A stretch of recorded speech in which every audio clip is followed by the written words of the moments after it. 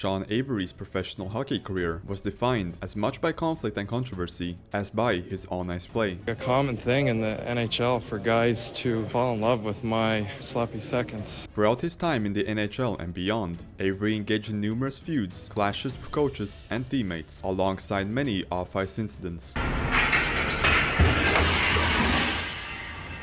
Well, aren't you a stupid f***? You're a lazy f***, and you're a stupid f***. Today we will speak about each of these incidents that Avery has had throughout his career. These are the victims of Sean Avery. Fatso there just forgot to shake my hand, I guess, so.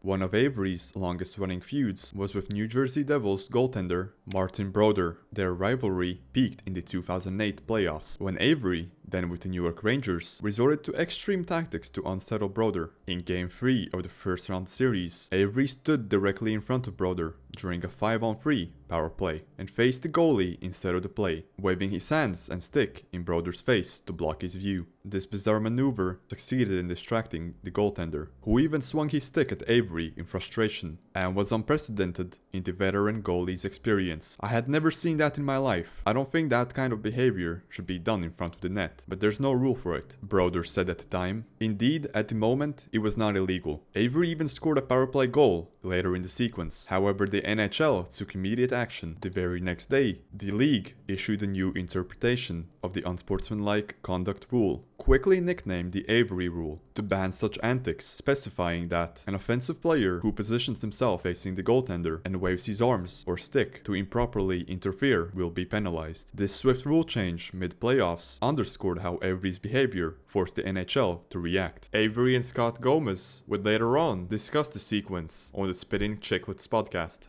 So I turned, I was like, fucking Sean, don't take a penalty, turn around. I turned around and it just hit me. And I put my hands up and I could hear Gomer on one side of me and Drew on the other, like, he's gonna give you a penalty. Well, I can remember him yelling, Aves, don't do that. And of course, Aves has got to be like, what am I doing? There's nothing wrong with this. And Avery's pestering of Brodeur continued throughout the series. He repeatedly crashed into Brodeur and exchanged shoves and insults with him. After the Rangers won the series in 5 games, Brodeur refused to shake Avery's hand in the post-series handshake, a snub that Avery publicly called out. What do you think about that? Well, everyone talks about how classy, unclassy I am, and Fatso there just forgot to shake my hand, I guess, so.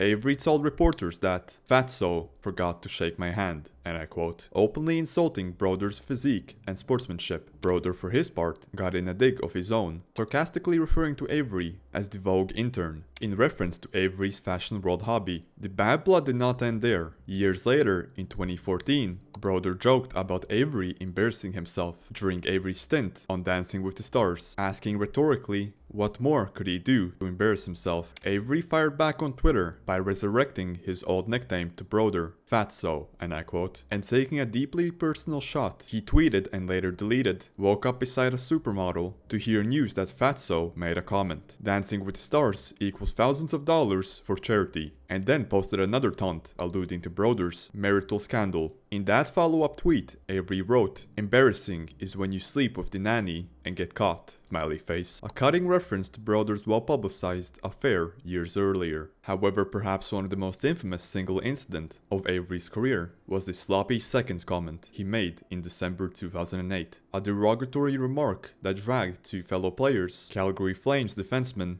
Dion Phaneuf and Los Angeles Kings center Jarrett Stoll, into the spotlight and sparked widespread backlash. At the time, Avery was playing for the Dallas Stars. On December 2nd, 2008, before a game against Calgary, Avery approached a group of reporters in the arena and delivered an unprompted, prepared insult. Just wanted to comment on how it's become like a common thing in the NHL for guys to fall in love with my sloppy seconds.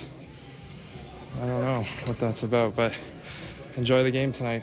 The crude comment was a direct reference to the fact that Phaneuf was dating Avery's ex-girlfriend, actress Alicia Cuthbert, and that Stoll was dating Avery's ex-model, Rachel Hunter. By using the term sloppy seconds, Avery publicly disparaged both women and the two players. The reaction from the NHL and Avery's own team was swift and severe. Within hours, the NHL suspended Avery indefinitely for conduct detrimental to the league or the game of hockey, making clear that such a public comment had crossed the line of acceptable behavior. The Dallas Stars organization and fellow players piled on near unanimous condemnation. Stars owner Tom Hicks said that the team would have suspended Avery even if the league hadn't. Head coach Dave Tippett, who had warned Avery not to bring up his former relationships, was furious that Avery ignored that directive. Team leaders Mike Modano and Marty Turco also made it known that they did not want Avery back in the locker room after this incident. In fact, frustration with Avery had been brewing since he arrived in Dallas, according to reporter James Duffy. Some Dallas Star players had soared on Avery almost immediately, and this was the quote-unquote last straw. Facing this firestorm, Avery issued a public apology the next day, calling his comments inappropriate and a bad attempt to build excitement for the game. But the damage was already done. The NHL eventually set the suspension at 6 games and mandated that Avery undergoes anger management counseling for what the league called unacceptable and antisocial behavior. Commissioner Gary Bettman noted that both he and the NHL disciplinarian Colin Campbell had warned Avery multiple times previously about his conduct. However, the consequences for Avery's actions did not stop there. Even after serving the 6-game ban and completing counseling, Avery had worn out his welcome in Dallas. On December 14, 2008, the day his suspension ended, the Stars announced that Avery would not rejoin the team. Coach Tippett and veterans Modano and Turco had made clear they refused to accept him back. Co-GM Brett Hull, ironically a former teammate of Avery's who had advocated signing him, admitted the situation went overboard and didn't work out, and the Stars began arranging part ways permanently. In early 2009, Dallas waived Avery, effectively ending his stint with the Stars just 23 games into a 4-year contract. Another notorious Avery incident occurred in November 2007, and this time involved the Toronto Maple Leafs. The controversy centered on an alleged derogatory comment about Jason Blake's cancer diagnosis, which Avery was accused of uttering to provoke the Leafs before a game. Toronto forward Jason Blake was battling with leukemia at the time, and during the warm-ups on November 10, 2007, Avery got into a heated confrontation with the Leafs winger Darcy Tucker. Reports emerged that the scuffle was triggered by Avery making a snide remark about Blake's illness, essentially using cancer as fodder for trash talking. A Toronto radio reporter, Howard Berger of Fan 590, cited an unnamed Rangers player who claimed Avery indeed insulted Blake's condition. Avery, however, denied saying any of the sort. He was, and I quote, extremely upset and hurt that such false and damaging comments were attributed to him, releasing a statement insisting, "I made no such comments." Avery pointed out that he had lost 2 grandfathers to cancer and was a supporter of cancer charities, suggesting he would never mock someone's illness. He even said the matter was being handled by his legal team, implying he might sue over the allegation. In fact, after Avery publicly threatened legal action, the radio station retracted the cancer comment story as unverified. This cast some doubt on whether the offensive remark was truly made, or if it was a rumor that spread into the heat of the moment. What is clear is that something inflammatory happened between Avery and the Leafs that night. Darcy Tucker was incensed enough to confront Avery physically before the game, leading to a near brawl on the ice. The NHL investigated the incident, ultimately fined both players for pre-game altercations. Avery received a maximum fine, $2,500, and Tucker was fined $1,000. The fines suggest the league held Avery partially accountable for instigating, even if the exact words he used couldn't be confirmed. Tucker himself never publicly confirmed exactly what Avery said, but he certainly reacted as though a line had been crossed. Years later, in his memoir, Avery maintained his innocence regarding the Blake comment, but acknowledged how quickly the rumor spread and the headache it caused for him. For Jason Blake's part, he took the high road and did not involve himself publicly. The matter was largely handled by Tucker and the league. However, not all of Avery's conflicts were public spectacles. Some simmered inside the locker room.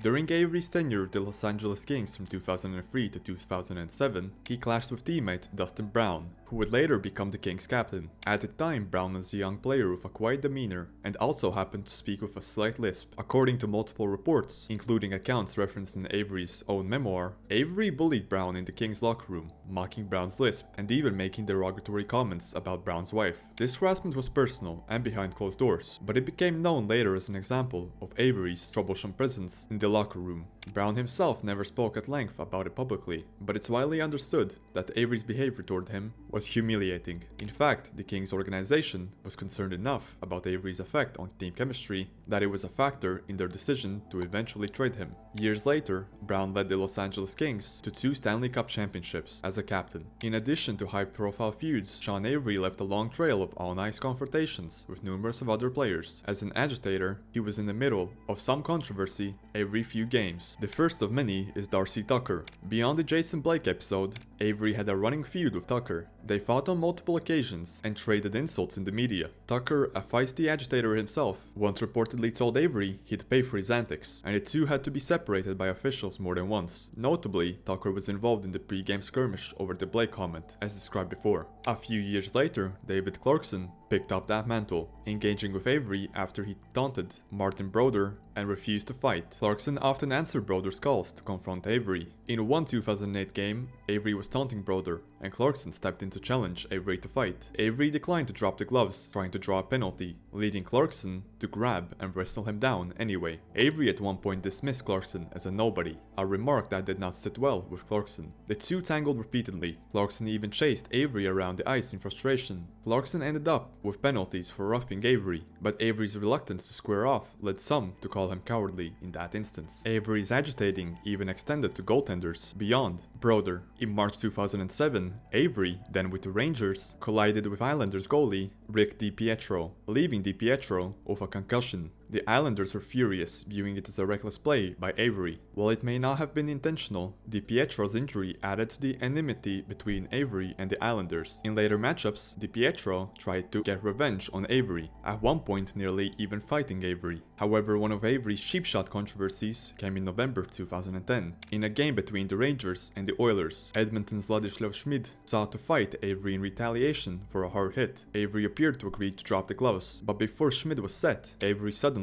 threw a punch and sucker punched, dropping him on the ice. This ignited a multiplayer brawl as the Oilers flocked to defend their teammate. Avery was ejected, but amazingly, he was not suspended for this incident, escaping with just a fighting major and misconduct. The Oilers, however, were livid. Players and coaches called Avery's act gutless. The Schmidt sucker punch is frequently replayed as an example of Avery's dishonorable tactics, where he disregarded the fighting code of conduct. Even many past enforcers around the league criticized him for this incident. That kind of behavior didn't go unnoticed by other teams either. Avery had a protracted rivalry with the Islanders, and it wasn't limited to just words. Enforcers like Zenon Konopka and tough customers like Travis Hamonic and Michael Haley all had run-ins with Avery. In a particularly heated game in 2011, scrums involving Avery led to multiple fights. Konopka and Avery exchanged punches and insults, while Michael Haley, an Islanders call-up known for fighting, tried to go after Avery, though Haley ended up fighting with other Rangers, even the goalie, in a wild sequence. These Atlantic Division battles were chaotic affairs with Avery at the center, trading blows and insults in an equal measure. Avery didn't spare West Conference opponents either. Playing against the Tampa Bay Lightning in 2009, Avery delivered a late hit on defenseman Mattias Ohlund, which led to Ohlund retaliating with a cross-check. Similarly, Avery tangled with defenseman Matt Carley, then with Philadelphia during scrums. While these specific incidents were less notorious, they amplify how Avery was a nightly agitator to players across the league. Enforcers like Jody Shelley particularly disliked Avery. Shelley, a heavy fighter, confronted Avery multiple times. In one 2009 encounter, Shelley manhandled Avery in a fight, and afterward commented on Avery's lack of respect. On the HBO 24/7 series in 2011, which followed the Rangers and Flyers, Shelley had some choice words about Avery, indicating the low esteem tough guys had for him. Despite Shelley clearly overpowering him physically, Avery would continue trash-talking. It fueled the narrative that players around the league had a personal dislike for Avery, seeing him as someone who crossed the lines, but rarely answered for it in a fair fight. Avery managed to antagonize superstars as well. He tangled with all-star forward Ilya Kovalchuk on multiple occasions. In a 2007 game, when Kovalchuk was with Atlanta, the two dropped the gloves in a rare fight for Kovalchuk. Later, when Kovalchuk was with the New Jersey Devils, he and Avery got into a shouting match during a 2010 preseason game. Kovalchuk was seen making a zip your lip gesture towards Avery,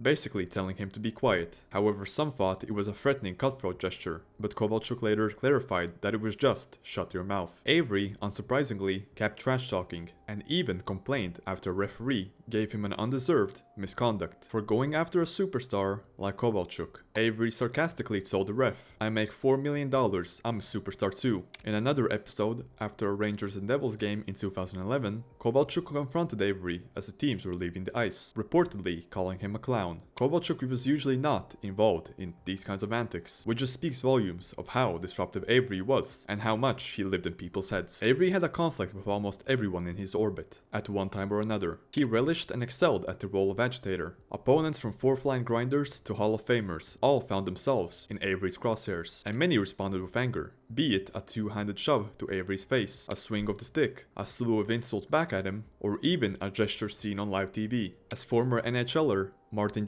has put it, he's the kind of player you hate to play against. And in Avery's case, often his own teammates and coaches would hate to come playing with him as well. Avery's continuous relationship with John Tortorella, his former coach with the New York Rangers, is a prime example of player-coach friction. Tortorella, known for his nonsense, disciplinarian approach, was initially one of Avery's outspoken critics, even before he coached them. While working as a TV commentator in 2008, Tortorella blasted Avery's sloppy seconds remarks, calling them, and I quote, embarrassing, and indicating a player like that had no place in the league. When Tortorella later became the Rangers head coach in 2009, Avery's presence on the roster was an awkward fit. Tortorella did give Avery playing time, but often their relationship was uneasy. Avery later recounted that while there were brief moments of mutual respect, for the most part, Tortorella did not trust him and kept him on a short leash. One notable conflict was in 2013, after Avery had retired from hockey. In March 2013, the Rangers were struggling under Tortorella's intense coaching style. Avery, watching as a fan, unleashed a fiery message on Twitter aimed at Coach Tortorella. He tweeted, "Fire this clown. His players hate him and won't play for his BS." This explosion statement openly called for Tortorella to be fired and alleged that the Rangers players had tuned him out. It is highly unusual for a recently retired player to publicly attack his old coach in this manner, but Avery felt vindicated in airing what he believed the locker room felt. The tweet made headlines across the hockey world. Tortorella, when asked about it, essentially brushed it off. Rangers forward Derek Stepan even defended Tortorella in response to Avery, saying the team did respect the coach. Coincidentally or not, the Rangers did fire Tortorella at the end of the season, in May 2013, after a playoff loss. Avery couldn't resist in one more jab. He told the New York Post he had a huge smile upon hearing of Tortorella's dismissal. Tortorella's demanding tactics had backfired, just as he predicted. Now that the clown has been fired, Avery opened up, noted one media piece, indicating how personal this feud had become. But this wasn't new behavior. Years earlier, during his time with the Detroit Red Wings, Avery had already begun clashing with management. GM Ken Holland and head coach Dave Lewis both saw the signs early. Avery's immaturity, lack of professionalism, and constant disruption made him a poor fit for Detroit's veteran-driven, disciplined culture. When Avery broke into the NHL with Detroit in 2001 to 2002 as a rookie on a veteran-laden Stanley Cup-bounded squad,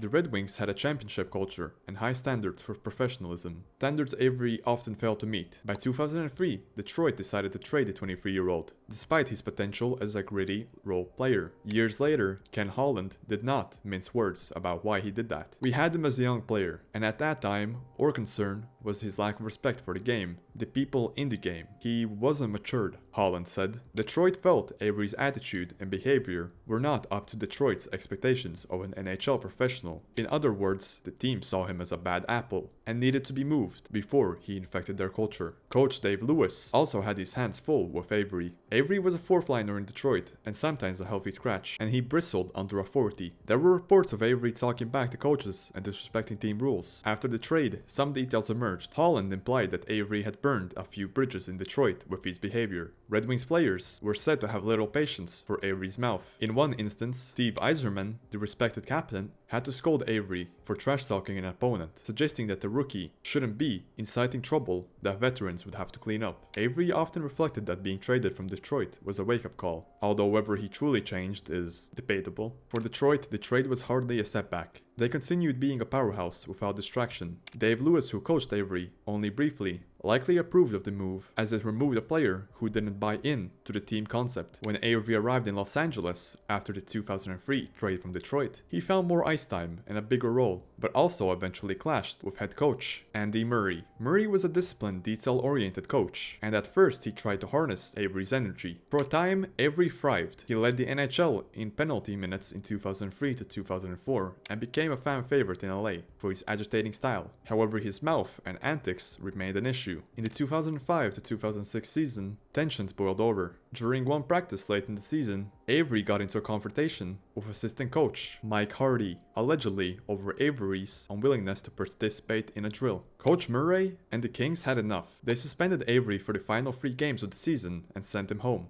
The drastic step showed Andy Murray's resolve in dealing with Avery. Murray was known as a player's coach to some extent, but he also demanded respect and unity. Avery's role for stirring up trouble, including publicly calling out teammates or opponents in the press, angered Murray. One notable incident under Murray's watch was Avery's September 2005 comments deriding French-Canadian players, calling them visor-wearing cowards. The backlash from that, including a forced apology from Avery, was a headache for Murray to manage in the locker room. Murray publicly criticized Avery for the controversy, and all these incidents together accumulated until the Kings decided to cut ties with Avery in 2007 by trading him to the Rangers. In later interviews, Avery didn't have kind words for Andy Murray, suggesting he felt Murray mishandled him. Meanwhile, Murray, a strict but normally mild-mannered coach, was blunt about Avery after the fact, implying that some players simply can't be coached. Within his own teams, Avery often rubbed teammates in the wrong way. While some teammates appreciated his on-ice contributions, others grew to resent his antics and the distractions they caused. Here are a few known internal disputes Avery had with fellow players on his team. Mentioned before, Avery's combative personality showed itself early in his career, even among teammates. In Detroit, he reportedly had an altercation with young fellow forward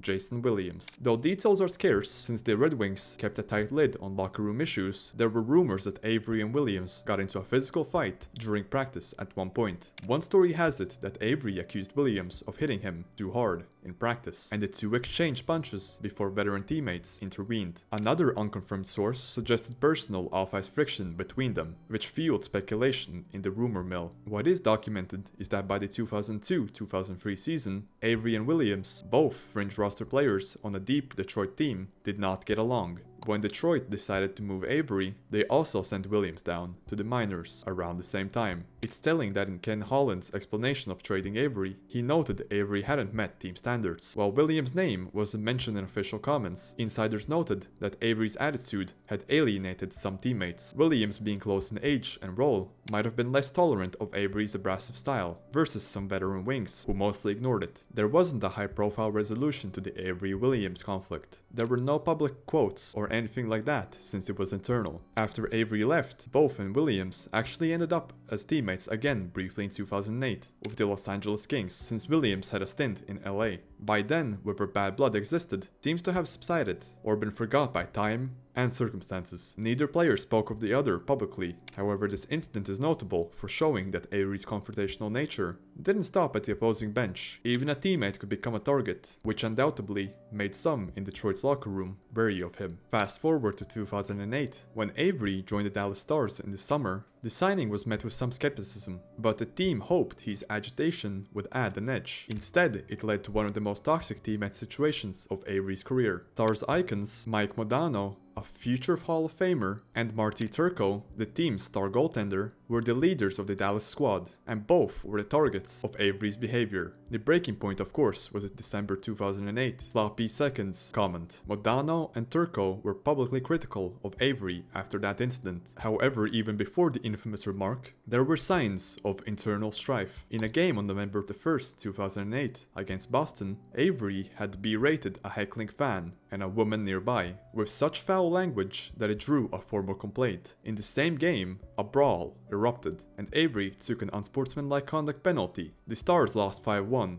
and the furious Mike Modano told the media, "Tonight it was idiotic and stupid. It was one of the most embarrassing things I've seen. If that's what we're really going for, then they need to find me an office job." This scratching quote from Modano, essentially calling the night a circus and implicitly blaming Avery revealed the deep frustration within the team. The Stars were a proud team that had gone to the conference finals in the previous season, and Modano saw Avery's antics as underwhelming to their culture. Turco echoed similar statements after some of Avery's episodes. Turco would speak about the need to focus on hockey and not on unneeded sideshows. When Avery made the sloppy seconds comment, shortly thereafter, Modano and Turco had zero appetite to bring him back. Coach Tippett noted that the leadership stance on Avery's return was loud and clear. They didn't want him back in the locker room. Turco added about Avery's departure. "You know, the show continues," suggesting that dealing with Avery had been like dealing with a running show or distraction. Modano, for his part, expressed relief once Avery was gone, implying that the team could refocus on hockey. It is quite rare for teammates to be so united in rejecting one of their own, but in Dallas, Avery became essentially unwanted. The Stars sided with Modano and Turco, and against Avery, an extraordinary stance given they had signed Avery to a $15.5 million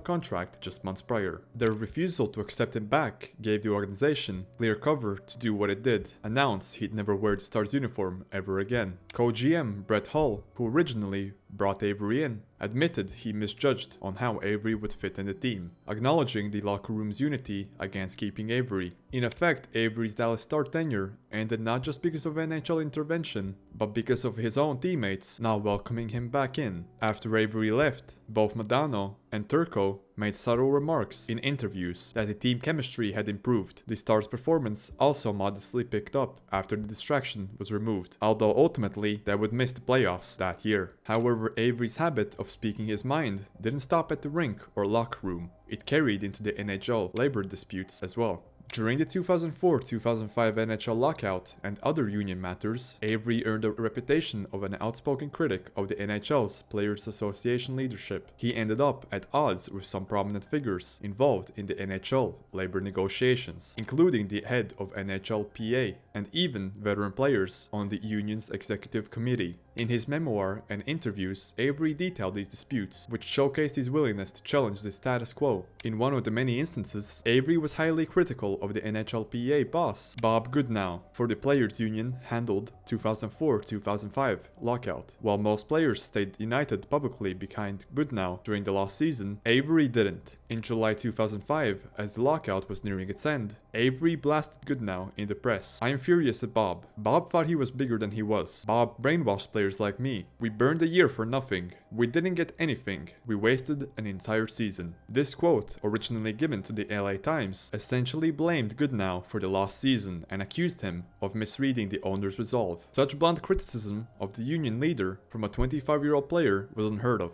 Avery's stance was that the lockout could have been settled sooner and that the union's hardline stance cost everyone money. These comments made headlines and certainly angered Goodnow loyalists. Indeed, not long after, Goodnow stepped down as NHLPA president, partly as a result of internal dissatisfaction after the lockout. Avery took some credit for voicing what some younger players felt, that losing the entire season was a futile exercise. However, by calling out Goodnow publicly, Avery set himself apart as a ramble-rouser within union ranks. Another instance was with Brendan Shanahan. During the post-lockout period, Avery also directed criticism at members of the NHL's new competition committee, one of whom was veteran star Brendan Shanahan. In late 2005, Avery was fined for diving and then made comments suggesting that the league was targeting him. He criticized that the NHL's competition committee failed to start instituting an appeal process for fines. Avery essentially accused his fellow players on that committee of failing the rest of the reunion by not allowing players to challenge disciplinary decisions. Colin Campbell, the NHL disciplinarian, responded sharply, saying Mr. Avery's comments showed a complete lack of respect for all of those associated with her game. He has besmirched the reputation of all NHL players, coaches, general managers, and owners. The public dressing down from Campbell was a direct rebuke to Avery's outburst. Shanahan, though not quoted directly in response, was known to be irritated by Avery's attitude. Shanahan was a respected voice for players, and here was Avery calling him and others out for not doing their jobs properly. It was an internal conflict in the sense that Avery, as a player, was effectively criticizing the work of fellow players who were trying to improve the game. Another dispute was with Chris Chelios, the NHLPA senior player and negotiator. Veteran defenseman Chris Chelios was one of the most influential players in the union matters during the lockout, even leading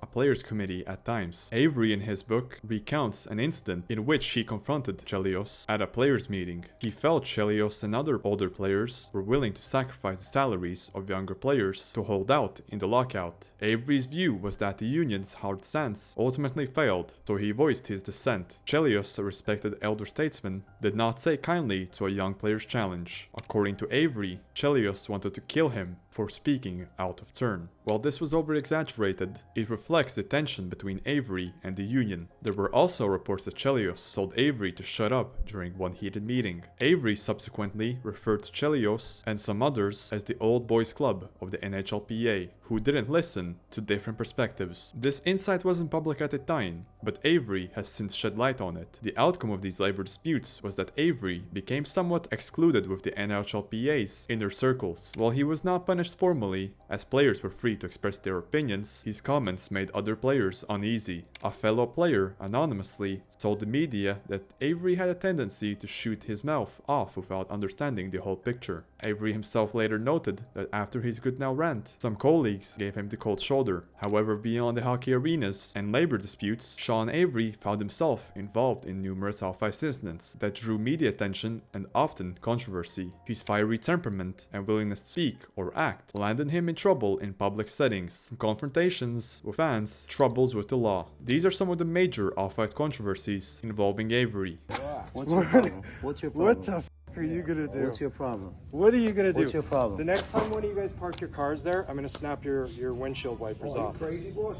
Fast forward to 2014, 2 years after retiring from hockey, Avery made headlines for an outburst in a completely different arena, the theater. He had been cast in an off-Broadway play titled Negative is Positive, set to debut in the fall of 2014. Avery, who was branching into acting, was to play a lead role. However, during the final days of rehearsal in early November 2014, Avery abruptly quit the production amid a backstage meltdown. According to accounts from the playwright and director, the immediate trigger for Avery's tantrum was astonishingly minor: a slice of pizza. During a long rehearsal day, an assistant stage manager offered Avery some pizza during a break. Avery, bizarrely, misinterpreted this mundane offer as some kind of insult. He thought the young stage manager had called him a derogatory name under her breath. However, there was no evidence that she had done that. Feeling disrespected, Avery exploded in anger. He allegedly berated the stage manager with profanity, accusing her of talking shit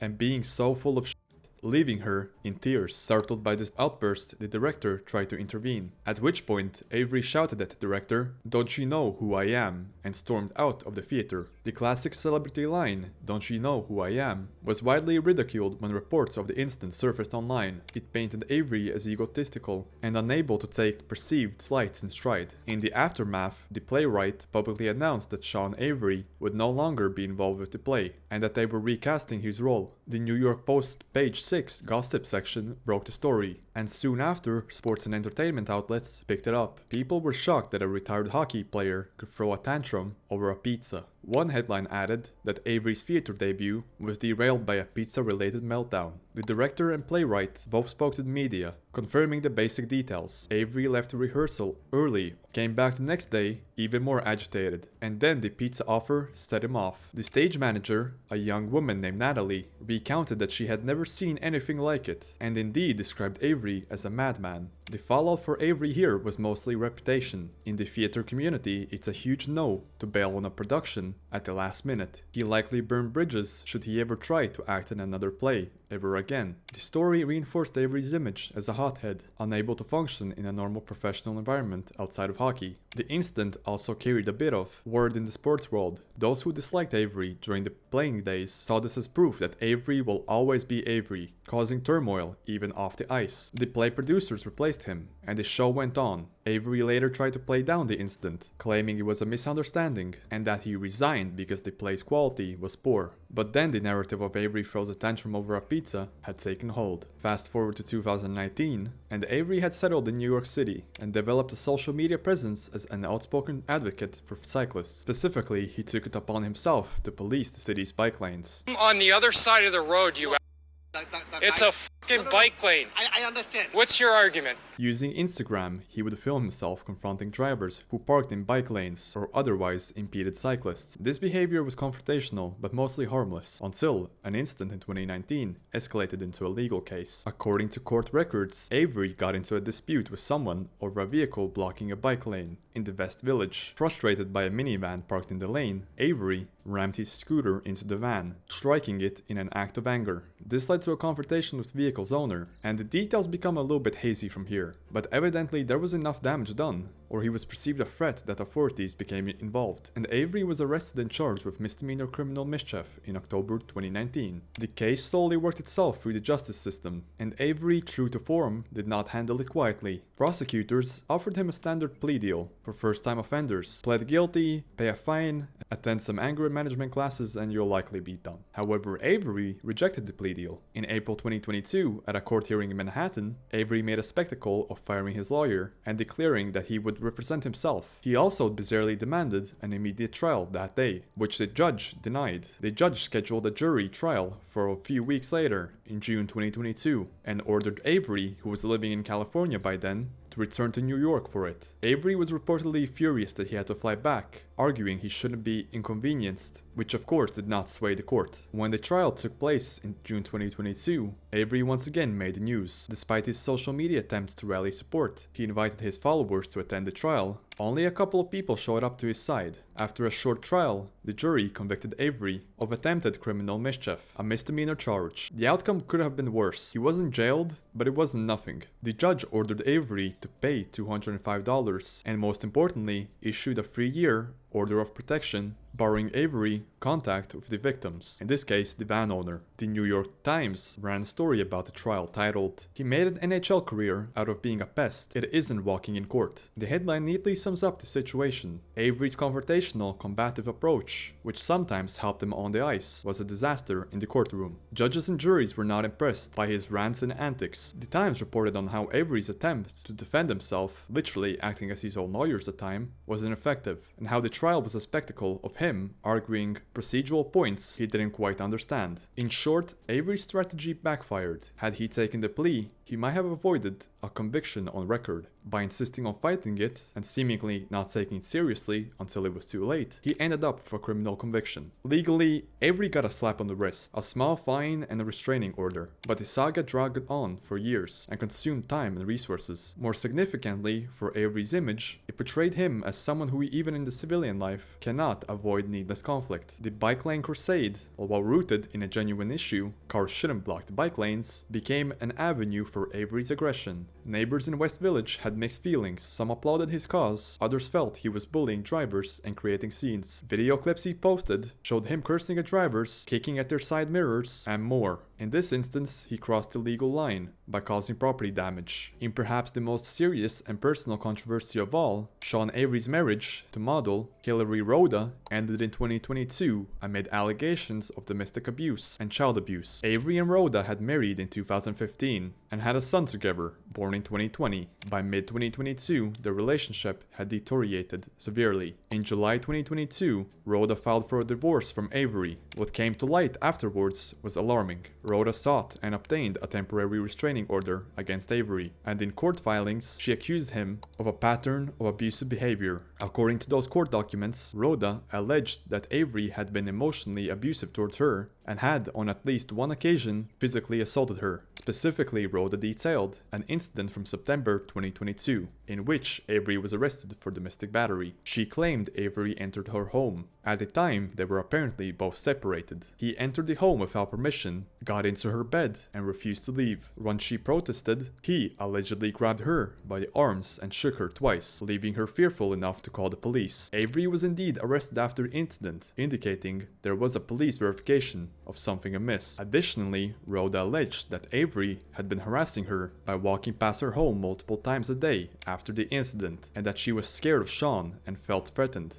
The restraining order was initially granted on October 2022 to keep Avery away from her and their son, Nash. Perhaps even more disturbing allegations came up regarding their toddler son, Nash. Rhoda stated that Avery had been physically and emotionally abusive to the child. One particular episode she described took place in June 2022. Their son woke up in the middle of the night feeling sick, and Avery became enraged. According to Rhoda, Avery screamed at her to get the child's effing medicine, and then in fury punched a wall in the child's bedroom and punched the door, all in the presence of Nash. The little boy was terrified, clinging on to the mother while witnessing the father's violent outburst. To eliminate any confusion, this incident did not involve Avery striking the child directly, but the trauma inflicted and the potential danger of a physically violent parent in a small child's room was clearly what Rhoda was underscoring. Rhoda painted a picture of a household dominated by Avery's anger, lots of yelling, swearing, name-calling, and instances of physical intimidation. She expressed that she truly feared for her safety. In July 2023, about a year after filing the restraining order, the court extended the restraining order, proceeding further proceedings. Avery has not publicly commented in detail of these allegations, and given the legal case, he likely refrained from public statements. It is worth noting that these current allegations are not proven facts in the court of law, and as of the time of this video, the case is still unfolding, so take this all with a grain of salt. Ultimately, the legacy of Sean Avery's conflicts is a cautionary tale. It highlights how a player's volatility, initially an asset that can shake opponents, can become a liability that alienates allies. It shows how public personas can bleed into private life, sometimes with dire consequences, and it reminds us that in sports, talent can be trumped by character issues. Avery won some battles, but in the end, the toll of his wars on his teammates, his relationships, and perhaps himself may have cost him the bigger game.